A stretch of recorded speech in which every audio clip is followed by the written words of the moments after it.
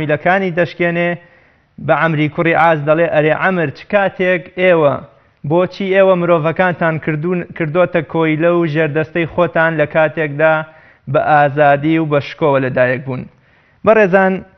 مرۆڤ لە ڕوانگەی ئیسلامەوە وەلای ئیسلام هێندە بە شکۆ و بەڕێزە ڕێگە نەدراوە هیچ کام لە سنوورەکانی ببەزێنرێت و شکۆ و ڕێزی بخرێتە مەترسیەوە. لەم بەرنامەیەدا باز لە شکۆ و پاراستنی شکۆی مرۆڤ لە لای ئیسلام دەکەین و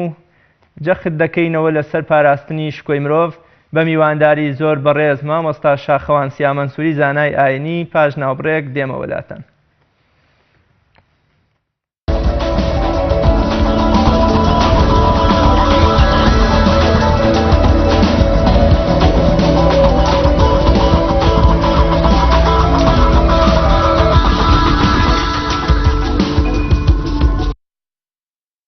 بینەرانی بەڕێز دووبارە سڵاوتان لێبێ. مامۆستا گیان زۆر سپاس بۆ بەڕێزت بۆ ئامادەبوون لە بەرنامی باس خواست. محفوظ بن. سپاس بۆ یۆش. مامۆستا سەرەتا پێم خۆشە لە ڕوانگەی ئاینەوە مرۆڤ چۆن پێناسە دەکرێت بڵێ مرۆڤ بۆ منە چەقی بوونەوەرە کاتێک کە خوای گەورە لە بەردەم و مەلایکەتەکانە بە خەلیفەی خۆی بە جێنشینی خۆی پێناسەی دەکات و دەینێرێتە سەر زەوی. بسم الله الرحمن الرحيم. الحمد لله والصلاة والسلام على خير خلق الله محمد وآله ومن والاه. اللهم لا تجعل مصيبتنا في ديننا ولا تجعل الدنيا أكبر همنا ولا مبلغ علمنا ولا إلى النار مصيرنا واجعل الجنة هي دارنا اللهم آمين. دیارە مرۆڤ ئەو دروست کراوەی خۆی پەروەردگارە کە خۆی پەروەردگار بە دەستەکانی خۆی دروستی کردو و لە ڕوحی خۆی کردەوە بە بەریدا. مرۆڤ ئەو دروست کراوەیە کە خۆی پەروەردگار لە نێوان هەموو دروست کراوەکانی خۆیدا جای کردەوە و کردی بە خەلیفەی خۆی لەسەر ئەرزدا. مرۆڤ ئەو دروست کراوەیە کە خۆی پەروەردگار جەلە جەلالوه کاتێک بڕیاری دروستکردنیدا هەموو مەلائیکەتەکان سەیر بوو بەلایەنەوە کە خۆی پەروەردگار مرۆڤێک دروست کات بەو شێوازە ڕێزی لێ بگرێ و ئەویش خراپەکاری لەسەر ئەرزدا بکە. مرۆڤ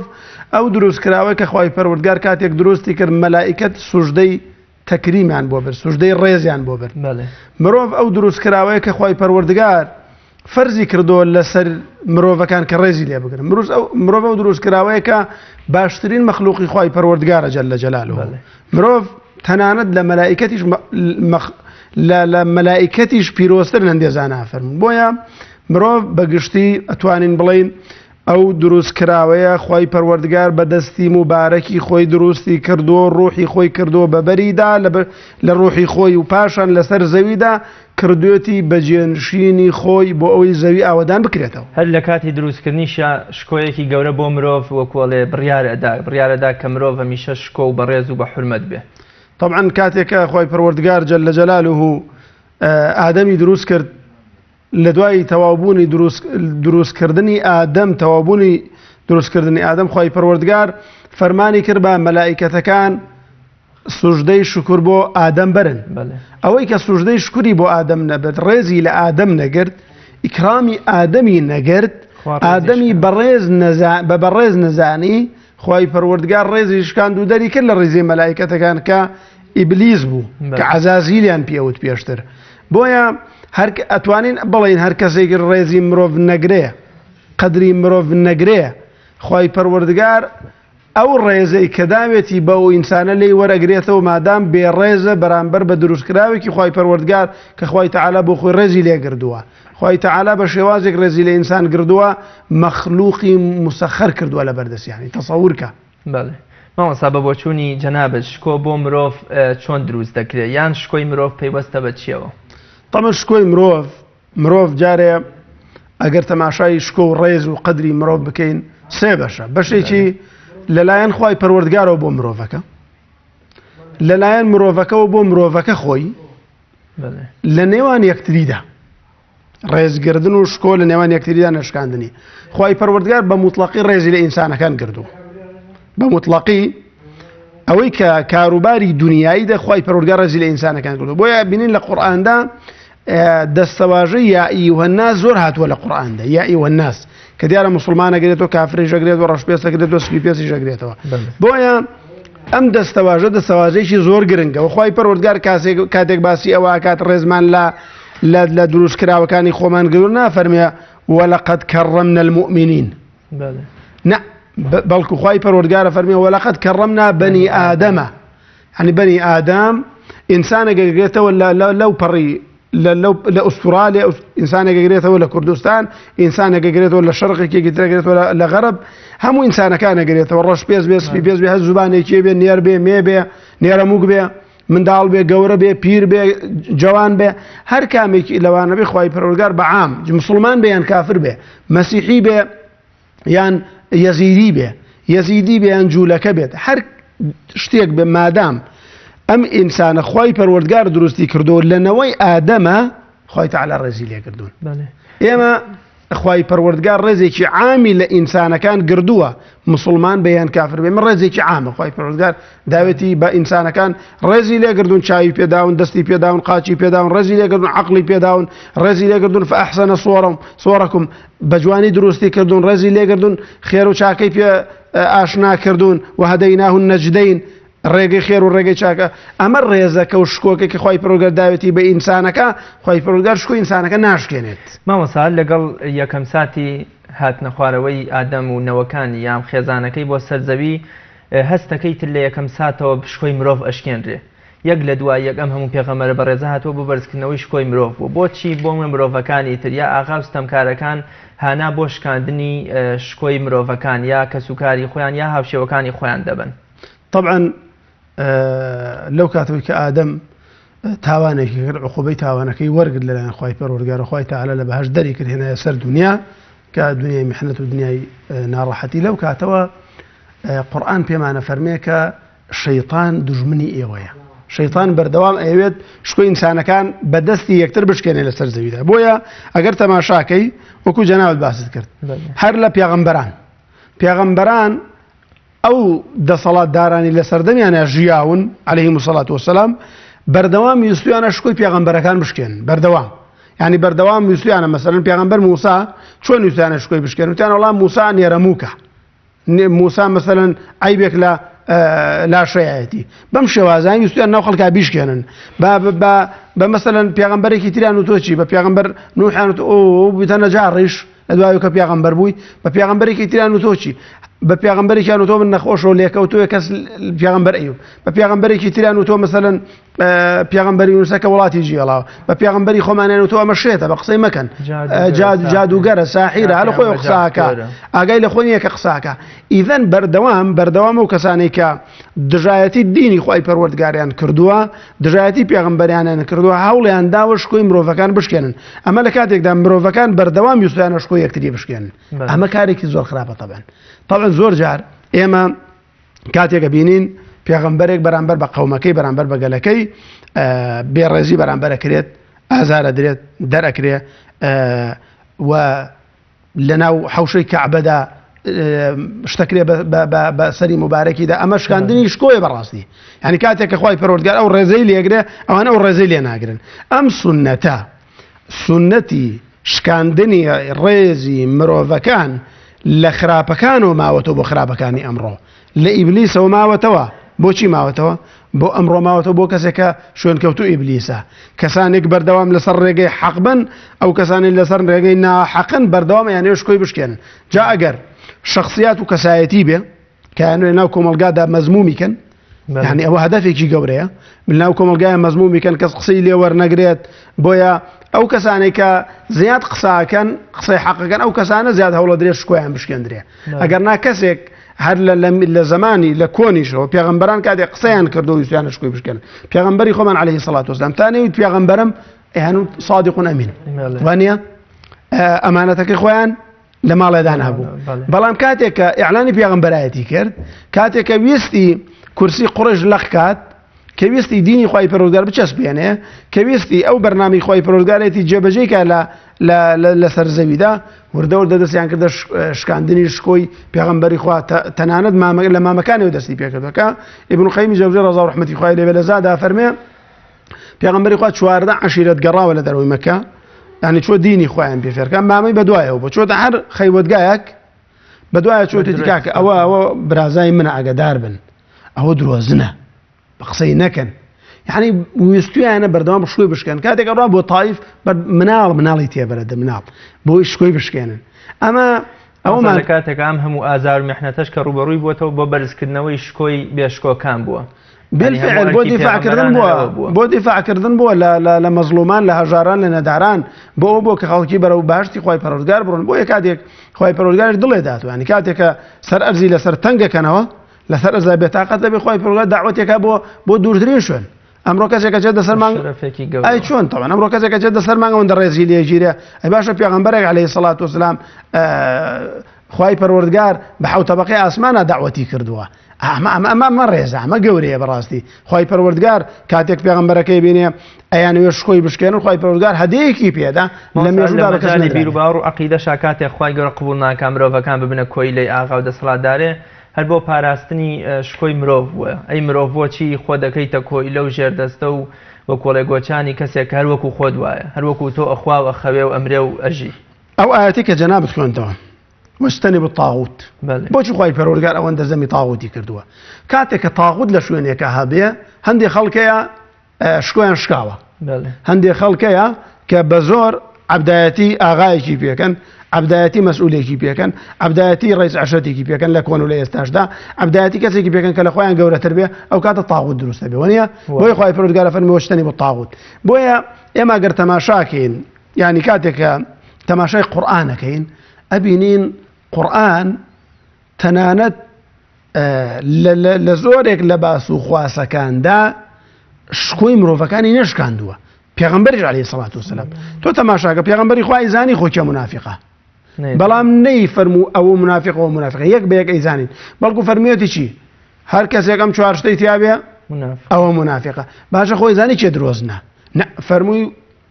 قورئان هەڕەشەی لە درۆزنەکان کرد پیغمبر علیه الصلاة والسلام فرمود فإن الكذب يهدي إلى الفجور تماشاکە چۆن باسی دروی کردووە پیغمبری خوا علیه الصلاة والسلام خۆ ئیزانی چیە ماڵ و سەرۆت و سامانی خەڵکی خواردووە وانە پیغمبری خوا علیه الصلاة والسلام خۆ ئیزانی چیە لە شاری مەکەوە هیجرەتی کرد بۆ شاری مدینە مهاجری ئوم قەیس کە لە کتێبەکان هاتووە حەدیثی إنما الأعمال بالنیات سببی ورودی ئەو حەدیثەیە پیغمبری خوا بۆ ناوی نەبرد لەسەر حتا بۆ ڕاستکردنی سەحابەش کە یەکێک قژی تێگاڵا بالفعل شکاندن تەماشاکە شکاندنی شکۆی مرۆڤ پیغمبری خوا زۆر ئیهتیمامی پێداوە تەماشاکە پیغمبری خوا علیه الصلاة والسلام کاتێکە دەشتێکێکە بێنە لە میزێک لە حوشەی مزگەوتێکدا دەست بە ئاوە گەیەنە میزەکە دوو لە ڕووجانە بدانەوە بە ڕێزانی جوێمەل پێغەمبەری خوا عەلەیهی سەڵات فەرمووی لێگەڕێن کابرایەکە ڕەجمەکرێ خەڵکی گاڵتەی پێکەن ئەڵێن ئاوا پێغەمبەری خوا عەلەیهی سەڵات وەسەلام فەرمووی ئەوە تەوبەیەکی کردو ئاوا لە سەحابەش قسە بە ئەبوو جەهل بڵێن ئەگە عیکرەمە بالفعل سەحابەکان کە کاتێک بە سەحابەیەکیانەوت کوڕی کافرەکە پیغمبری خوا علیه الصلاة والسلام فرموی ئازاری زیندوویەک مەدەن بەهۆی مردوویەکەوە شکۆی مرۆڤێک مەشکێنن پیغمبری خوا علیه الصلاة والسلام کاتێکە عائشە بە خەدیجە فەرمێ خەدیجە وفاتەکە دوای کە عائشە بێتە خێزانی پیغمبری خوا فەرمێ پیغمبری خوا خوای تەعالی لەو ئافرەتە سوورەوە باشتری پێداوی کە منم پیغمبری خوا فەرمووی قسەیەکت کرێگەر بکرێتە دەریایەکەوە لێڵەیەکە بۆچی شکاندنی شکۆی مرۆڤ بەڕاستی بۆیە پێغەمبەری خوا عەلەیهی سەڵات وەسەلام بەردەوام هەوڵی داوە شکۆی مرۆڤ نەشکێنێت تەنانەت لە دەستوری مەدینێشدا کە دایناوە لەو دەستورە مەدەنیە کە دایناوە لە شاری مەدینە بۆ بەڕێوەبردن و شاری مەدینە پێغەمبەری خوا عەلەیهی سەڵات وەسەلام زۆر مەسئەلەی شکاندنی شکۆی مرۆڤ کابرای یەهود نەسارا ئەوانەی لەبەرچاو گرتە بۆیە ئێمە دیلەکان پێغەمبەری خوا عەلەیهی سەڵات کاتێکە دیلێنن لەبەر خۆردایانن پێغەمبەری خوا فەرمووی لەبەر خۆردایان منن شکۆیان مەشکێنن پێغەمبەری خوا عەلەیهی سەڵات وەسەلام بە هاوڵەکانی فەرمووی ئەگەر شیر و خوڕماتان پێ بوو کامیان چاکەوە بدەنە دیلەکان شکۆیان مەشکێنن پێغەمبەری خوا عەلەیهی سەڵات وەسەلام یعنی بەردەوام هەوڵی داوە کاتێک ئەڕاتە فەتحی مەکە ئەخە تەسەوور کە مەکە پێغەمبەری خوا عەلەیهی سەڵات وەسەلام لەگەڵ هاوڵەکانە دەربەدەر کراوە ماڵ و سەرۆت و سامانیان جێڵاوە ئەمە زۆرە بەڕاستی پیغمبری خوا کاتێک فەتحی مەکەکە ئەفەرمێ چی من دخل دارە ئەبوو سوفیان فهو ئامین وردە هەناوە ئەو ژەبە دوای ئەڵێ هەر کەسێ بچێتە ماڵەکەوە ئەمە بۆچی بۆ ئەوەی کە شکۆی ئەم مرۆڤە نەشکێنە کە مرۆڤێکی گەورەیە کە مرۆڤێکی بەڕێزە بۆی پێغەمبەری خوا عەلەیهی سەڵات وسەلام فەرموویەتی ڕێز لە گەورەی قەومێک بگرن کە زەلیلە ئێستا لە بەردەستانە وەنیە تەماسا شکۆی مردوویەک لە جەنگا پێغەمبەری خوا فەرموویە گوێی مەبڕن دەست بالفعل ئەوە باسی مردوو ینی باسیەکەین ئایا مشکوی ئینسانە بە زیندوی کاتێک پێغەمبەری خوا عەلەیهی سەڵات کاتێکە لە دوای وفاتی پێغەمبەری خوا ئیمام عومەر دێتە سەر تەختەی دەسەڵات لەو کاتەدا کە دیارە زۆرێک لە منتیقەکان ڕزگارەکە ئەیکێ لەوانە منتیقەی فارسە کاتێک کە مەلیکەکان ئێنن جلی مەلیکایەتی و پاشایەتی لەبەری داکەنن لە ڕێ پێشەوەی بگەنە شاری مەدینە جلی پاشایەتەکەکەنەوە بەری جلی پاشایەتەکەکەنەوە بەری بەو جلی پاشایەتی بن بڵای ئیمام عومەر ئیمام عومەر فەرمووی فڵان کەسە ئەڵێن بڵێ فڵان کەسە مەبەستم جلی پاشایەتەکان کردەوە بەری دوای ئیمامی عومەر فەرمووی ئەو گوناه و تاوانەی کە تۆ کردوتە غەیری قەتل لە ملی تۆ ناکە غەیری موسڵمان بوون لە ملی تۆی ناکاتەوە لە غەیری قەتل کوشتن ئەو شەڵە چی ئەڵێ دەیتە ئەم پەرداخە ئاوا خۆم و مەم کوژن ئەڵێ ئیمامی عومەر فەرمووی باشە پەرداخاوەکە بەدەست ئاخرتە ئەم پەرداخە ئاوە نەخۆم و نامکوژن ئەڵێن تاو پەرداخە ئاوە نەخۆی تۆ ناوکوژین پەرداخاوەکە لە دەستی بەرەدا تۆ ئەڕژێ خۆ تازە کۆ ناکرێتەوە دێ ئەڵە خۆتان واعەتان داوە ئەو پەرداخە ئەوە نەم خواردووە تەواو ئەمانتان داومە تێمادەم منەم خواردووە ئەڵە دەی وەڵاهی بەس مسلمانێتی وازت لێنێ ئەبێ مسلمان چونکە سەحابەی زۆر شەهید کردووە ئەمە شکۆی مرۆڤە بەڕاستی ئەمە ڕێزی مرۆڤە ئەمە بەڕاستی تەماشاکە پێغەمبەری خوا عەلەیهی سەڵات وسەلام ئەفەرمێ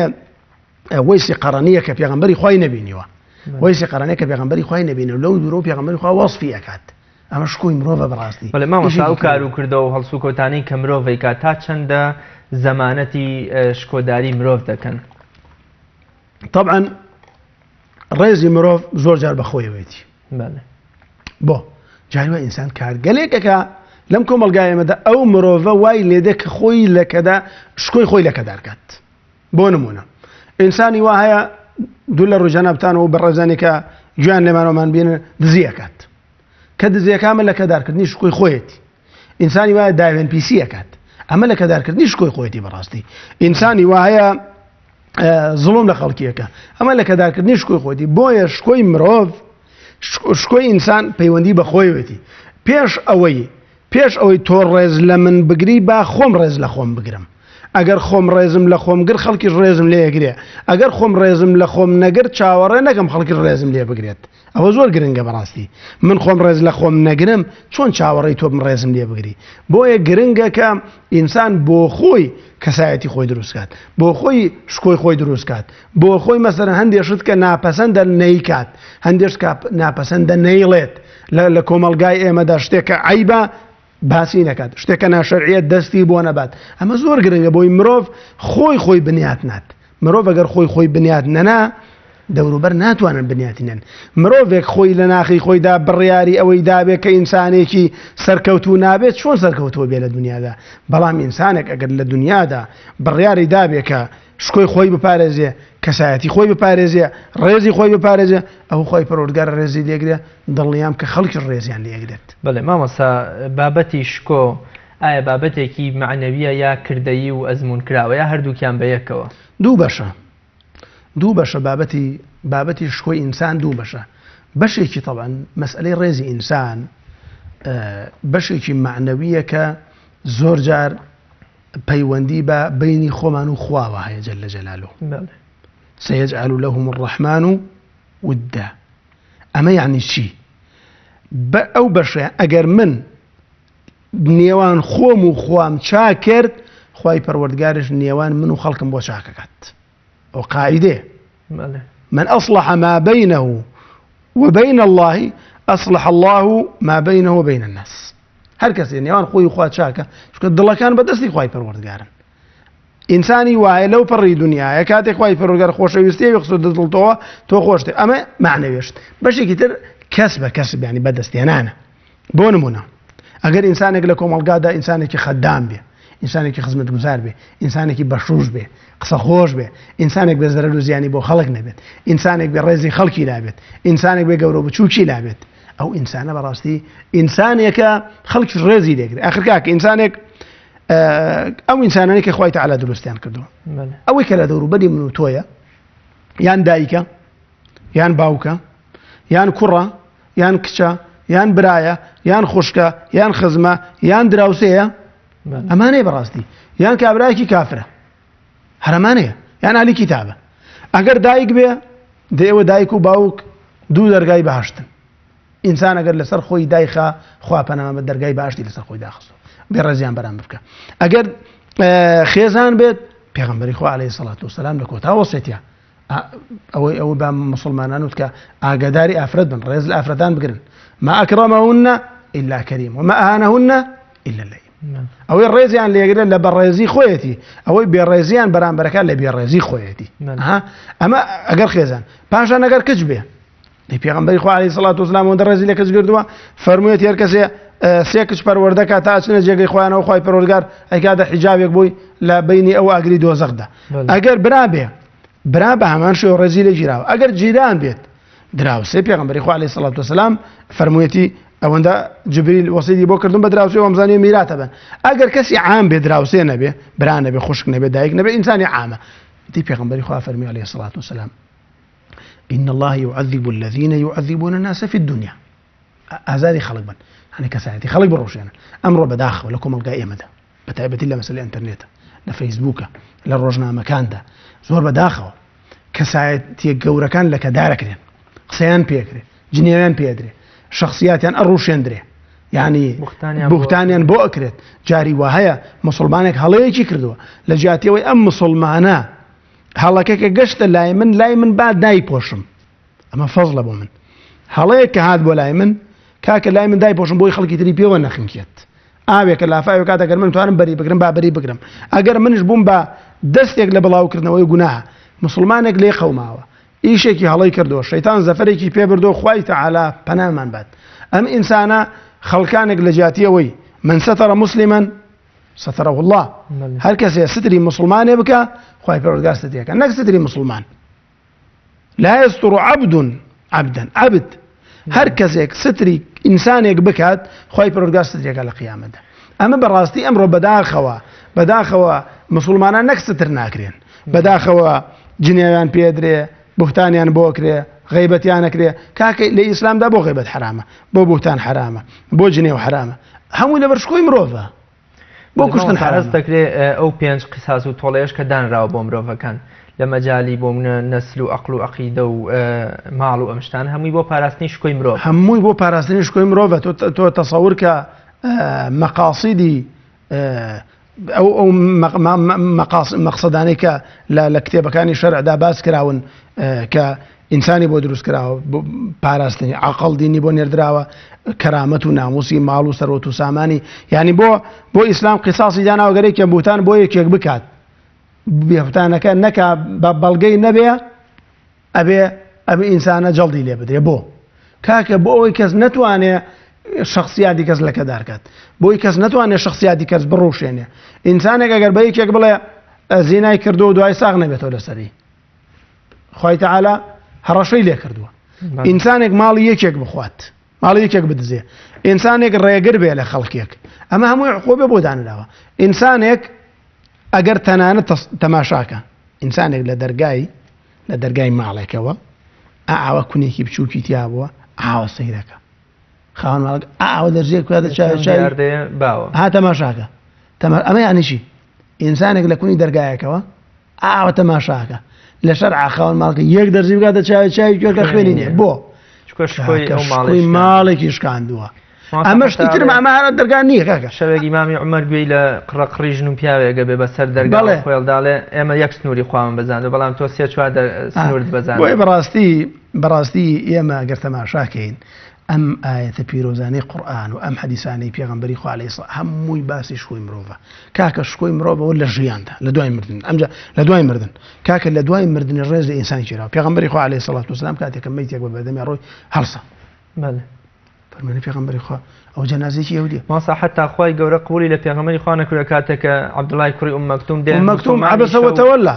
عبەسەوە تەوەڵا لە کاتێک عەبدوڵڵاش نایبینێ تەماشاکە ئەم ئینسانەکە کاتێک عەبدوڵڵای کوڕی مەکتوم دێ بۆ لای بۆ هاتووە کە پێغەمبەری خوا چی دابەزێەوە پێیان بڵێ پێغەمبەری خوا عەلەیهی سەڵات وەسەلام تەماعی وایەکە یەکێک لە سەرانی قوڕەیش ئیمانی پێبێنن بۆیە لای نەکردە لایەوە ئاوە تەماشای کردو و بەری کردو لای کافرەکەەوە خوای تەعالا یەکسەر عتابی لێکرد عەبەسە وتەوەلە ئەن جاءه الأعمى وما يدريك لعله يزكى ئەمە شکۆی کوێرێ شکۆی نابینایەکە شکۆی نابینایەکە کە ئیسلام پاراستوێتی قورئان عتابی لە پێغەمبەری خوا کردووە بۆیە شکۆی مرۆڤ ئەبێ ئەوە بزانین هەر لە ژیاندا نییە لە دوای مردنیش ینی تەماشاکە پێغەمبەری خوا لەبەر مردوویە کەڵچاوە فەرموویەتی ئەلەیست نەفسن ئایا نەفس نییە ئەمە ئەو مرۆڤ کاتێکە وەفات دەکات ئیسلام ڕێزی لێکردووە ئەبێ بشۆردرێت ئەبێ نوێژی لەسەر بکرێت ئەبێت جلێک بکرێتە بەری لاشەی دیار نەبێت ئەبێ بەڕاستی بخرێتە بە شێوازێ بخرێتە قەبر و تابوونی نێتە دەرەوە ئەبێ ئەو کەسەی مردوو ئەشوا عیبی مردووە کە ببینێن نابێ باسی کات گوناحە حرامە وەکو باسکردنی عیبی زیندوایە دوایی بۆچی ئیسلام ئەو هەموو ڕێزەی ناوە لەو کەسەی کە هەر کەسێ بچێت نوێژ لەسەر مردووە بکات تا سەر قەبران بڕوا خێری دوو قیراتی بۆ نووسێ یعنی بەقەر دوو شاخی گەورە خوای تەعالا ئەجری بۆ نووسێ ئەمە بۆ هەموو ڕێزێک بۆ ئەو مردووە بۆی لەگەڵ یا بڕۆن تا قەبرستان پاشان بە باشە نەبێ باسی خراپەی مردووەکان باسی مردوەکانتان مەکەن ئیلا باشەکانی چاکەکانی نەبێ پاشان پێغەمبەرگیان عەلەیهی سەڵات وەسەلام فەرمووی چی فەرمووی هەر کەسێک یەسقانی مردوویەک بشکێنێ وەک وایە بە زیندوو یەسقانەکەی شکان دەبێ کاکە ئەمە ڕێزە یعنی ئەمە ڕێزە پێغەمبەری خوا عەلەیهی سەڵات وەسەلام فەرمووی کەسر عەظمی المەیت کەکەسری حەیٍ یعنی تەنانەت شکاندنی یەسکەکەی پێغەمبەری خوا فەرمووی وەک وایە بە زیندووی شکاند ناو قەبر پێغەمبەری خوا عەلەیهی سەڵات وەسەلام فەرمووی چی ئەفەرمێ ئەو کەسەی لەسەر قەبرێک دانیشتووە لەسەر قەبرێک دانیشێت زۆر بۆی باشترە لەسەر سکڵێک دانیشە و هەرچی لاشە هەیە بسووتێت کاکە ڕێزە عولەما فەرموون نابێ ئینسان بەسەر گۆڕیشدا باز هەڵدا لەسەر گۆڕ دانیشێت ئاژەڵ بکاتە ناو قەبرستانەوە کاکە ڕێزە مامەسا باسی قساس و تۆڵە وەرگرتنەوەمان کرد بۆ نمونە زۆر جار لە هەندێک حاڵەتە زۆر حساب بۆ شکۆی مرۆڤ کراوە کاتێک کە مرۆڤێک بۆ منە جەڵد یان بۆ منە قیساسی لێوەرەگیرێت تۆڵەی و لێوەرەگیرێتەوە بۆ ماوەیە لە شوێنەکەی خۆی دوورەخرێتەوە بۆ ئەوەی شکۆ و ڕێز و حرمەتی پارێزراو بێەوە خەڵک بە چاوی ئەوەی کە لێی دراوە یان بوون قیساسی لەسەر وەرگیراوە سەیری نەکەن ئەم جەنابەت بۆ ئەمە چی ئەڵێ ئەم گێڕانەوەی شکۆ بۆ ئەم مرۆڤە کە ماوەیە لە نیشتیمان و شوێنی خۆی دوورەخرێتەوە طبعا ئیسلام هەندێک حەلی داناوە بۆچی دووری خاتەوە بۆچی جەڵدی لێدات و بۆچی دەستی ئەبڕێت ئیسلام زۆر ڕێزی لە ئینسان کردووە دەستێک پاک بێ ئیسلام ماچی دەکات بەڵام دەستێک وڵاتێکدا ئیسلام ئەی بڕێ بۆچی ئەمە وڵاتێکەدا وڵات ئەمە وڵات ئەمە سەرەتانە ئەگەر لە ناو کۆمەلگای بێ خەڵکی تر ئەیگرێ نەخۆشیەکە کاکە بڵاو بۆ تۆ ئایا ئەو نەخۆشەی کە بڵاو بووە تۆ نابێتەوە چارەسەری نەخۆشەکەیکەی ئینسانێکیش کاتێک شریعەتی پیرۆزی ئیسلام حەلێکی لە حەلەکانی داناوە بۆ ئینسانە دوورخستنەوەی بیانە ئەمە ئینسانێکی نەخۆشە ئەم ئینسانە ئەگەر لە ناو کۆمەلگادا بێ خەڵکیش تووشی نەخۆشیەکان کاکە جاری وایە کەسێک نەخۆشە دکتۆر پێڵێ بێ ساڵە لە ژوورەوە بێ کەس نەیبینێت ئەیوانە ئەڵێ بێت لە شوێنێک داینن خەڵک سەردانی نەکات ئەبێت لە پشتی پەنجەرەوە خەڵک سەلامی لێ بکە کاکەمە چارەسەرە ئەی چ فەرقی هەیە لەگەڵ ئەوەیە کام ڕۆیکە نەسجنەوە ئەمڕۆژ دەسەڵاتدارانە کە نەسجنەوە بۆچی کە نەسجنەوە بۆی تەمبیکن وانە بۆ ئەوی ماڵی خەڵک نەدزێ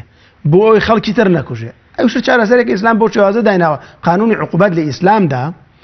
تێکەڵ نەکەن لەگەڵ قانونیشی ترە ئێمە قانونی عقوباتمان هەیە لە ئیسلامدا ئەمە قانونێکی جیاوازە لەگەڵ ئەحکامەکانی ترە بۆیە ئەو قانونی عقوباتە کە ئیسلام دایناوە بۆ ئینسانەکان بۆی داناوە کە ئینسانەکان خۆشگوزەران بژین ئەخر کاکە ناکرێ ئینسانێک هەموو شەوێ ماڵی خەڵک بدزێ و بەدەست پاکیش ناو دەرکات وانە ئەم ئینسانە ئەبێ عقوبە بدرێ من ڕۆژە پیاوێک ئەی مامۆستا بۆ ئەم مەسەلەی دەست بڕی نوشتە لە قورئانە هاتووە و ئەمە بەڕاستی شتێکی خراپ ئەم دەستە جوانە چەند ساڵ خزمەتیەکەی وتم کاکە ئەو دەستە بۆ بڕین باشە ئەو دەستە بۆ باشە ڕێزی لێ نەگیرە کاتێک دزی لە من و تۆ بکە کاتێک دوکان بدزێ کاتێک ماڵ بدزێ کاتێک ئینسان بدزێ ئەم دەستە دەستێک پیس بۆ پیس بە کەڵک نەماوە ئینسانە تووشی شەکرا بێ لێرە ئەیبڕنوتم دوای ماوەی خۆی دزی لێکراوە ئینسان هاتوتی وەڵڵی مامۆستا دەستێکەمە وتم ئەیوتی هەردوو دەستی وتم ناوی جاری واش نەکات وتی هەردوو دەستی ببڕن با جارێتتر بۆ دەست دزی نەکات شکۆی مرۆڤ بە چی ئەشکێنرێ یان بە چی شکۆی مرۆڤ لە کەدارەکرێ شکۆی مرۆڤ طبعاً ئەوەی کە مرۆڤی پێ لە کەدارەکرێت لە کەدارکردنی کاتی لە کەدارکردنی بەردەوامێ لە کەدارکردنی کاتی جاری وایە من قسەیەک بۆ تۆ هەڵەبەستم قسەکەی من ئەسڵی نییە ئەمە کاتیە لە مەجلیسێکە باس دەکەم لە فەیسبووکێکە لەسەر تەنووسێ ئەمە شتێکی کاتیە ئەمە تۆ بینی خۆ دوخوای پەروەردگارت چاک کردووە بەوتانێکی کردویانە خات و عایشە ئەوکۆ ئیفک دوای لە کۆتاییدا مۆزوعەکە چاک بوو بەو شازێکی قورآنێکە لای کردووە مۆزوعێکی ترە ئینسان بۆ خۆی ئەمەی کە ئەباسیەکەم ئینسان بۆ خۆی لێزمێشی نەداوەتە دەستەوە ئینسان هەڵەیەکی نەکردووە ئەم ئینسانە کارێکی وا خراپی نەکردووە کە فەزا بێرە ناو خەڵکە مۆزوعێکی تر ئینسانە کارێکی کردووە خوای تەعالا فەزحی کردووە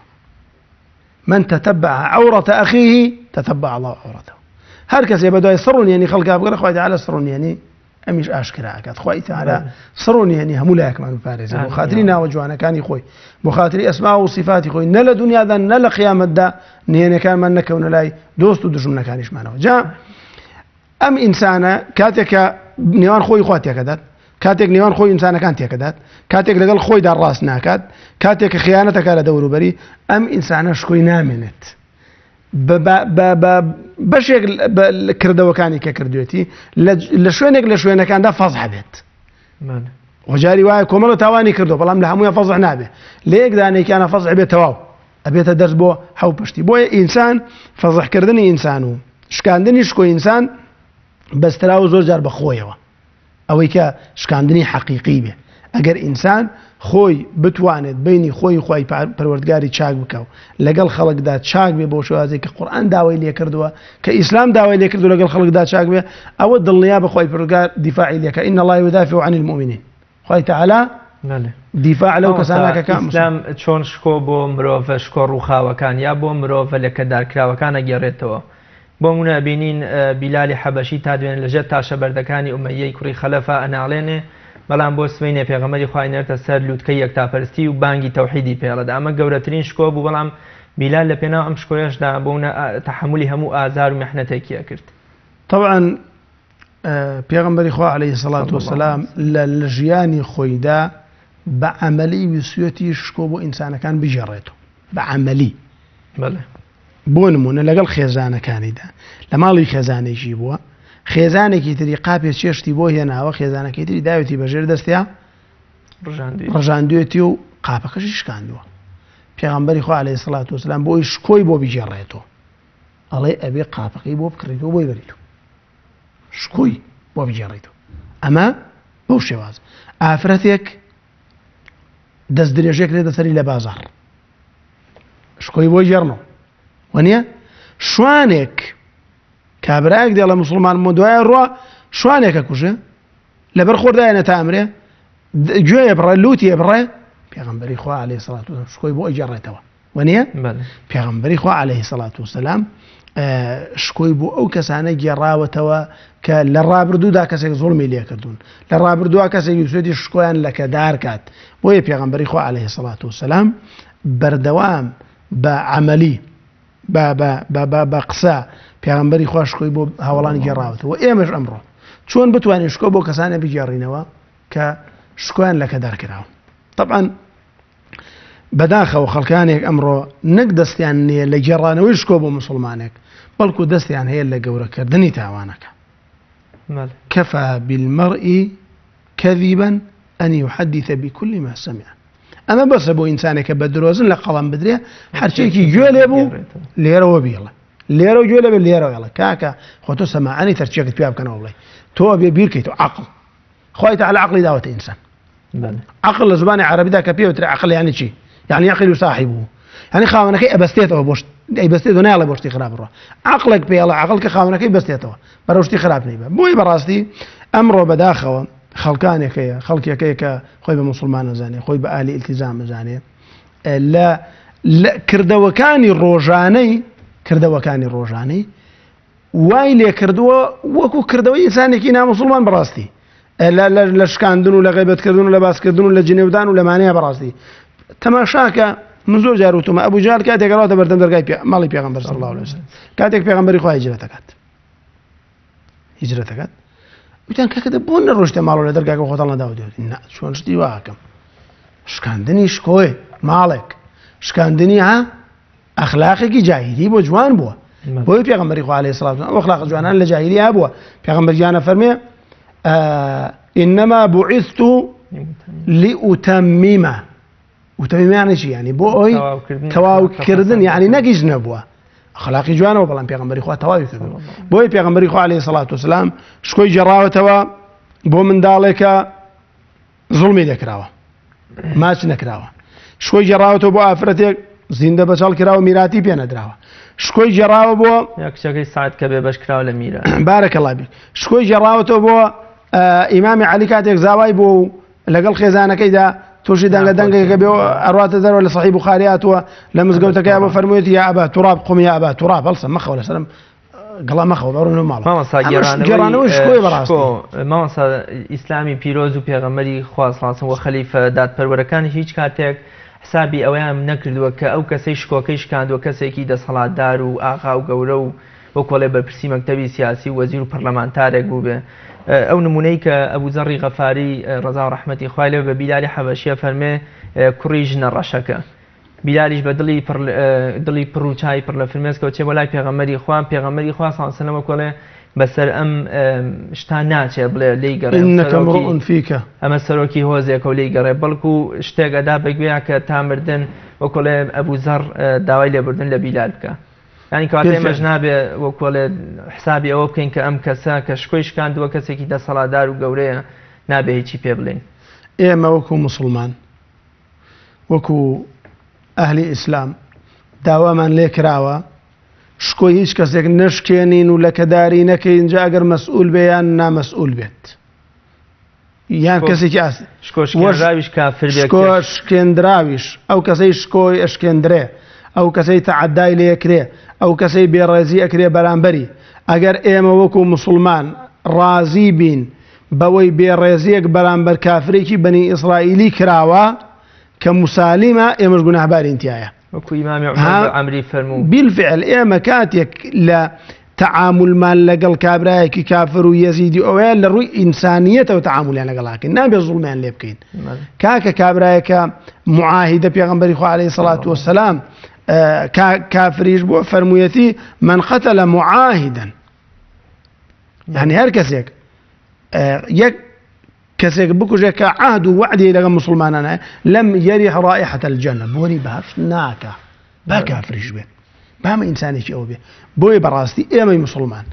نە ئەبێ شکۆی کەس لەکەدارکەین نە ڕازیش بین کەس شکۆمان لەکەدارکات ئەگەر مسلمانێک لەکەداری شکۆی کرا ئەگەر مسلمانێک بۆتانی پێکرا ئەگەر مسلمانێک بێڕێزی بەرامبەری کرا ئەبێ وەکو مسلمان ئەو کەسەی قەڵەم بەدەستە بە قەڵەمەکەی بێتە جواب ئەو کەسەی ئیعلامی هەیە بە ئیعلام بێتە جواب ئەو کەسەی ئەتوانێت لە بازاردا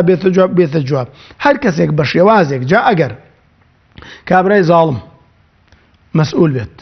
سەرۆکی وڵات بێت سەرۆکی پەرلەمان بێت سەرۆکی حکوومەت بێت مەکتەبی سیاسی بێت وەزیر بێت هەرچیەک بێ کێشت نیەتەوە ئینسانی مسلمان داوای لێکراوە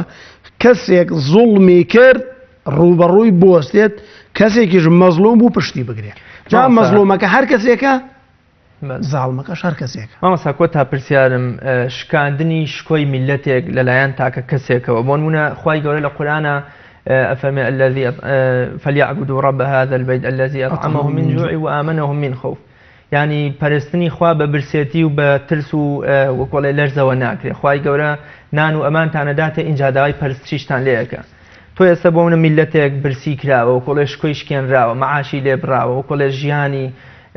لێ تەن کراوەتەوە ژیانی لێ تاڵ کراوە ئەم شکۆشکاندنە لەلایەن کاربەدەستێک لەلایەن دەسەڵاتدارێکەوە بەرامبەر بە میلەتێک چۆن چۆنیە طبعا ئەمڕۆ بەڕاستی ئەو دەسەڵاتدار و کاربەدەستانی ئەم وڵاتی ئێمە بەداخەوە نەک شکۆی تاکە شخصێک بشکێنن شکۆی میلەتێکیان شکاندووە ئەنی میلەتێکیان تووشی زەلیلی کردووە هەم لە ناوە هەم لە دەرەوە بەڕاستی شکۆی میلەتێکیان شکاندووە دابەشیان کردووە بەسەر دوو وڵاتە هەندێکیان بەسەر وڵاتێکە دابەشیان کردووە ئەڵەن ئایدیە وڵاتی هەندێکیان بەسەر وڵاتێکی ترا دابەشیان کردووە شکۆی میلەتێکیان شکاندووە خەڵکی بەوەی ئەو فەقیریەوە کە کار بەدەستانی ئەم وڵاتە فەقیریەکەیان نەکبەتێکیان ناوە بۆمە خەڵکی بەوەی ئەوە تووشی دوو لە ڕووی جەنابتان فرۆشتنی لاشەی خۆی بووە تووشی کوشتن بووە تووشی ڕۆشتن بووە و غەرق بووە لە بەحرە تووشی جیابوونەوە تەلاق بووە بەهۆی نەبوونەوە کە بڕۆ مەحکەمەکان بزانە چەندێک تووشی مناڵ دزین بووە تووشی مناڵ فڕەدان بووە تووشی کۆمەڵەیە کار و کردەوەی زۆر خراپ بووە کە هەمووی شکۆی شکاندنی شکۆی تاکە تاکی ئەم میلەتەیە کاکە گیان ئەمە شکۆ شکاندن نییە مانگێ پێش مەعاش لەم وڵاتەیە بە خەبەری عاجل بۆ خەڵکاڵن ڕۆژێوەندە مەعاشتانە دێنێ بۆ مە کاکە عەبدی تۆیە عەبدی باوکی تۆیە عەبدی دایکی تۆیە عەبدی عەشیرەتەکەی تۆیە کاکاوای لێکەی ئەمە شکاندنی شکۆی مرۆڤە بەڕاستی مرۆڤ زۆر بەبێ ڕێزی تەماشاکرێ مرۆڤ خۆزگا ئەوەندەی شاخەکانی ئەم کوردستانە پاسەوانیان بۆ داناوە بۆ ئەوەی کە دیفاع لە ئاسکەکان و لە کەڵەکان و لە سۆسکەکانی ئەکرێ خۆزگا ئەوەندەش ئازابوونە دیفاعیان لە ئینسانەکانیش بکردایە کاکە لەم وڵاتەیە وای لێتووە ئاژەڵەکان شکۆیان زیاتر پارێزاوە لە ئینسانەکان ئینسانی وایە بەیانی دوای بانگی بەیانێ بڕۆ سەرە بگرێت تاوەکو سەعات دوو مەعاشەکەی بەرێکەوێت کاکە شکاندنی شکۆی نییە ئەمە بێڕەزیکردن نییە پیرێژنێکی داماوە بێ خزمەت بکرێ پیا و پیرێکی داما و ڕیشی سپی بووە پەکی کەوتووە بە گۆچانێکەوە بێن 9 دانە سەعات سەرە بگرێ بۆ مەعاشەکەی کەم ئەندامێکی داما و لەم وڵاتەیە کەم ئەندامێک ئەبێ خزمەتی بکرێ بێ ڕێزی لێ بژیرێ ئەبێ احترامی بگرێ پێغەمبەر احترامی گردوون ئەبێ بڕە پاسکیلەکەی بفرۆشێ ئەبێ بڕە بۆ شیرێکی مناڵەکەی دیفاع داوا لە کەسێک بکات کە کەسەکەش بێڕێزی بەرامبەری بکە ئافرەتێک لە وڵاتەیە ئەبێ بڕە بۆ شیری مناڵەکەی داوا لە مەسئولیە بکەوش داوای شتی خراپی لێ بکات داوا لە کەسێک پارەدار بکەوش داوای شتی خراپی لێ بکات کاکە ئەمە شکاندنی شکۆی مرۆڤە خوای پەروەردگار شکۆی ئەم مەسئولانە بشکێنێ بۆ خاستنی ناوە جوانەکانی خۆی شکۆی خەڵکیان شکان کاکە شکۆ لە وڵاتیان نەماوە بەڕاستی کاکە شکۆی خەڵکیان شکان شکۆی مەلایەن شکان شکۆی مامۆستایان شکان شکۆی مۆزەفیان شکان کاکە کەس نەماوە لە وڵاتیە بێڕێزی بەرامبەر مامۆستای مەکتەب بکرێ بێڕێزی بەرامبەر مرورەکرێ بێڕێزی بەرامبەر مامۆستای ئاینی ئەکرێ بێڕێزی بەرامبەر مزگەوتەکرێ بێڕێزی بەرامبەر جاداکرێ بێڕێزی کوڕە بەرامبەر خواکرێ بەرامبەر پیاغەمبەرەکرێ کاکە هەمووی خەتای ئەمانەیە خوای تەعالی لەنامە بەرێ بۆ خاتری ناوە جوانەکانی خۆی من لە کۆتایە لە خوا پاڕێمەوە